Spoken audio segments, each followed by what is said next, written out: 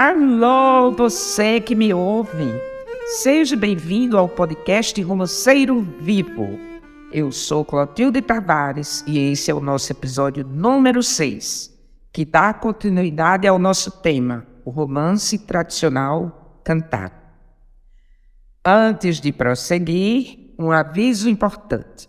Se esse é o primeiro programa que você ouve, se você entrou no podcast por aqui, eu sugiro que pare agora e escute o primeiro episódio, pois o podcast foi idealizado como um curso e seus episódios seguem uma sequência lógica de informações. Lá também eu me apresento e apresento a nossa equipe técnica. Quero repetir aqui uma coisa que já disse antes. Este é um podcast apenas de informação, dirigido ao público em geral que tem curiosidade sobre o tema, mas sem grandes aprofundamentos teóricos. Muito embora tudo que você está ouvindo seja embasado na teoria e na literatura produzida por estudiosos e pesquisadores, que são citados nas notas de cada episódio. Se você é um estudioso do tema, a nível de mestrado ou doutorado, espero que tenha prazer ouvindo o que mostro aqui, mas afirmo que este podcast em si não deve ser referência teórica para um trabalho acadêmico. Então, hoje vou falar sobre o motivo de se chamar esses poemas cantados de romances.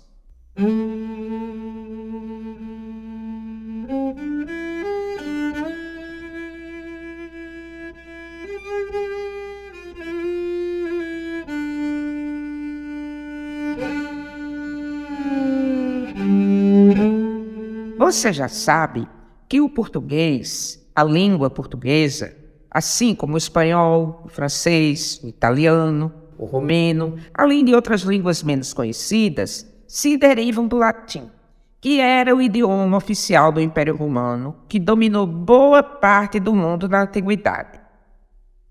Os romanos nunca impuseram sua língua e sua cultura aos povos conquistados. Eles continuavam com seus costumes, com sua religião.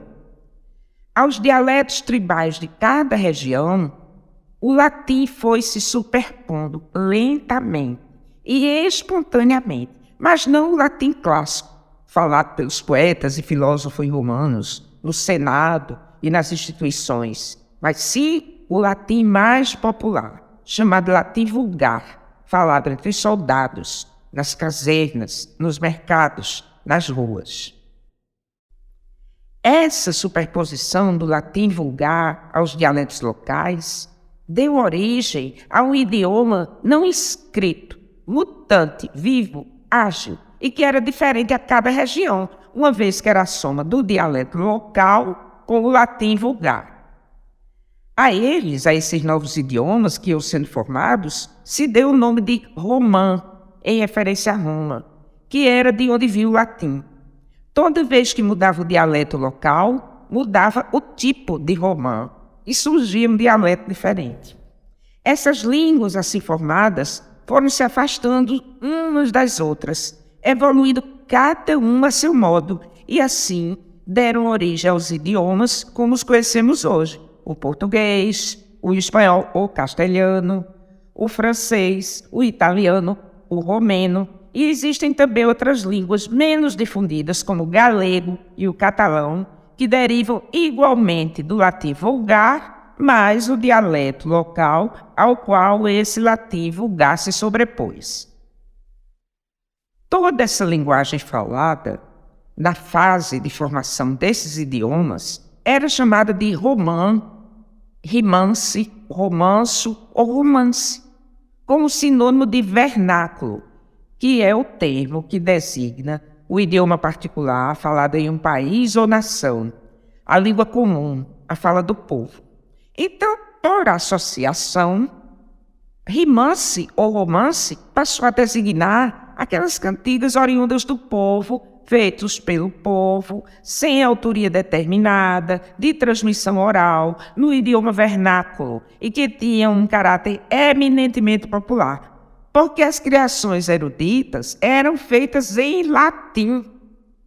Toda a comunicação oficial, documentos, leis, decretos, obras filosóficas e religiosas, sermões e até as aulas ministradas nas escolas e nas universidades usavam o latim. A primeira obra importante escrita em vernáculo, ou seja, na língua falada das ruas, foi o Decameron, de Boccaccio, escrita na Itália na primeira metade do século XIV. O latim teve um lugar importante na vida ocidental até hoje. Veja a classificação dos animais e vegetais, que a gente aprende na escola. A linguagem dos tribunais, cheia de termos latinos. A própria missa católica era dita em latim até a década de 1960. Eu, que sou velha, sou do tempo da missa em latim. E também estudei no curso ginasial, que hoje corresponde ao Fundamental 2, 4 anos de latim. Sim, da língua latina, que ainda entendo razoavelmente bem. Não sei falar, mas leio.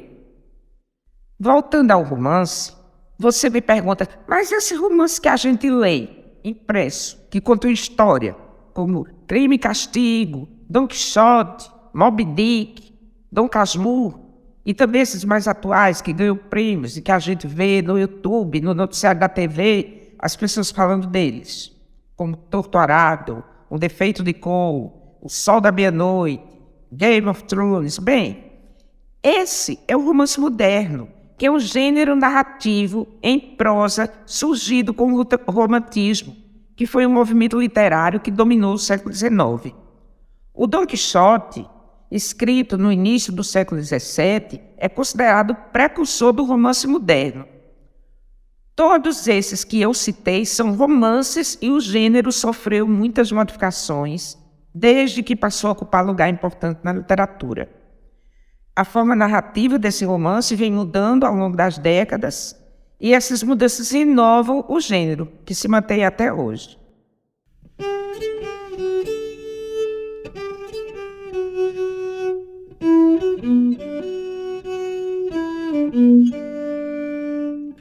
Levanta, amor, desse bom dormir, chame sua mãe para me acudir. Grande dor, marido, é dor de parir. Nem tudo é alegria no reino encantado do romance medieval.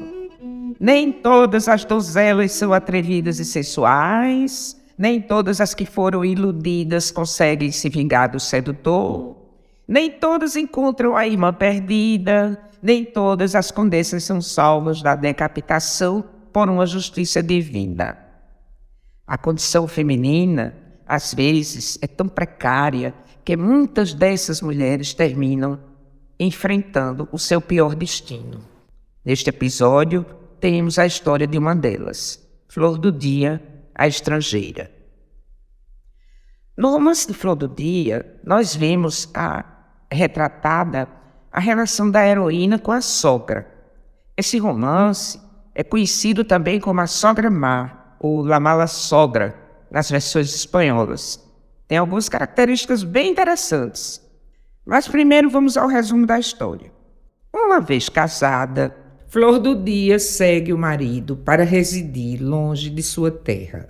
Lá, afastada dos seus e considerada pelos locais uma estrangeira, com as dores de parir, pede ao marido para ir buscar a sogra, que mora perto, para ajudá-la no trabalho de parto. A sogra se recusa e ainda deseja que a nora tenha um filho de espora no pé e espada na mão que arrebente por dentro pelo coração. O jeito é ir buscar a mãe dela, que mora longe, e a viagem é demorada. Quando a mãe chega, Flor do Dia já está morta.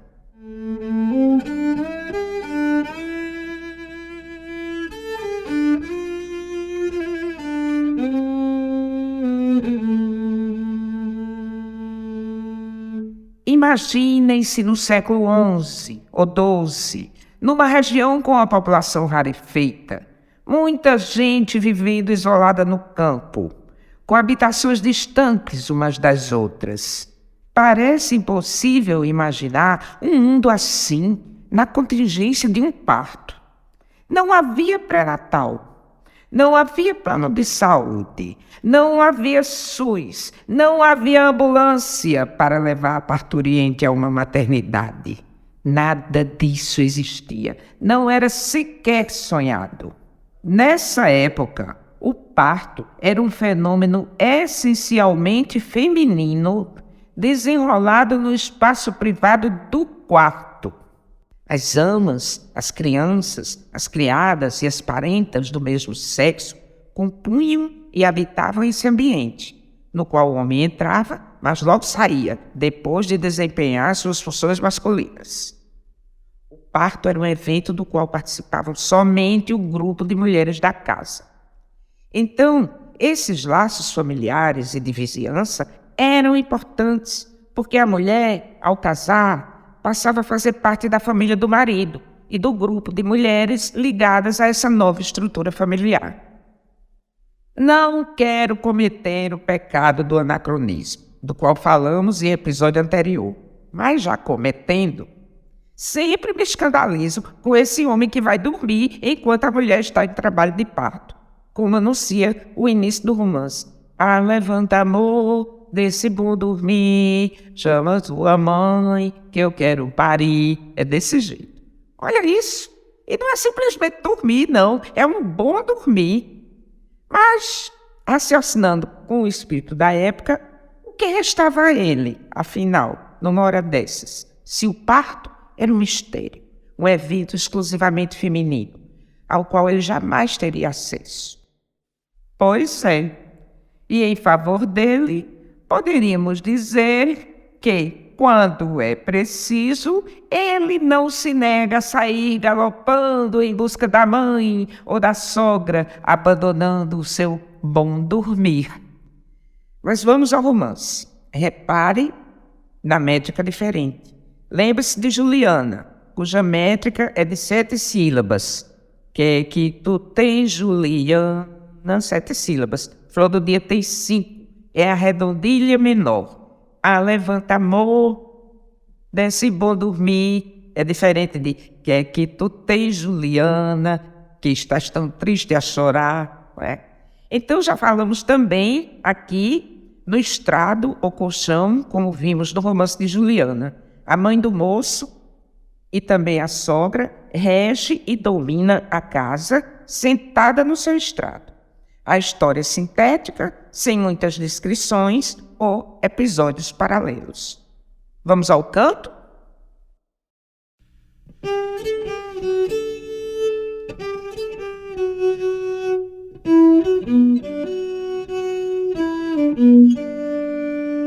Ah, levanta, amor, desse bom dormir, chame sua mãe para me acudir.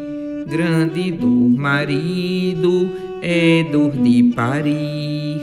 Levantou-se ele, sem mais um descanso, foi selando logo seu cavalo branco. Deus vos salve, mãe, no vosso estrado. Deus vos salve, filho, no vosso cavalo. Apeia pra baixo, jantar um bocado.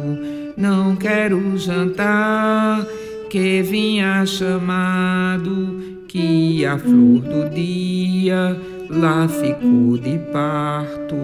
De mim para ela um filho varão, espora no pé e espada na mão, rebente por dentro pelo coração. Olá, flor do dia, faça por parir, minha mãe tá doente e não pode vir. Ah, levanta, amor, desse bom dormir, chame minha mãe para me acudir. Grande dor, marido, é dor de parir.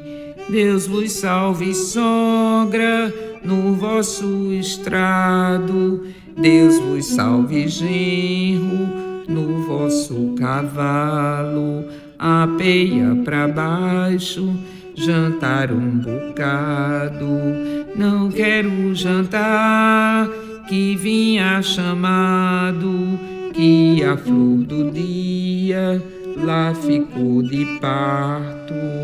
De mim para ela um filho estimado, que eu veja no trono um bispo formado.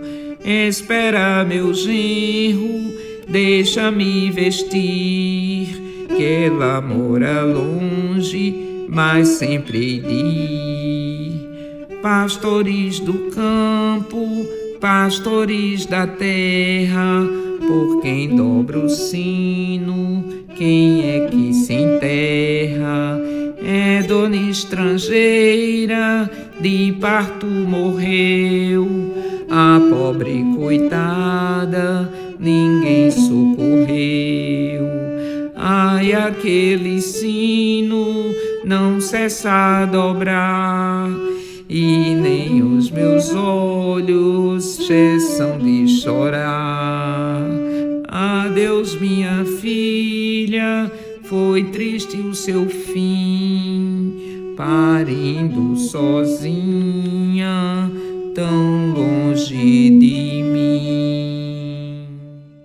Ai, a pobrezinha da flor do dia. Eu sempre me entristeço quando canto essa história.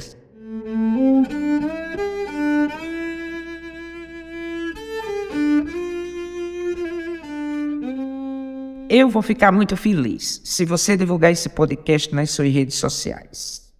Eu sou apaixonada por esse tema e sei da carência desse conteúdo em linguagem acessível, e nem todo mundo tem paciência de ler teses e dissertações. Além disso, eu sempre trago algum conhecimento dessa época tão importante que foi a Idade Média, que muita gente chama de Idade das Trevas, de maneira errônea e equivocada. Então, no próximo episódio, eu vou falar um pouco sobre a vida medieval, porque quero que você, criatura antenada e online do século XXI, conheça um pouco sobre os costumes de tempos que já estão há 1000 anos de distância no passado. E não ache tão ingênuas ou estranhas essas aventuras aqui narradas. E também não se escandalize com determinados códigos morais ou sociais vigentes na época. Olha eu aqui, vigilante, para você não cometer o pecado do anacronismo, que é julgar as épocas passadas pelos códigos de hoje. Mas aqui para nós, essa sogra de flor do dia, hein? Ninguém merece. No episódio a seguir, vou contar para você o romance de Dona Branca, condenada pelo próprio pai a queimar viva na fogueira. Por qual pecado, meu Deus? Só vamos saber no próximo.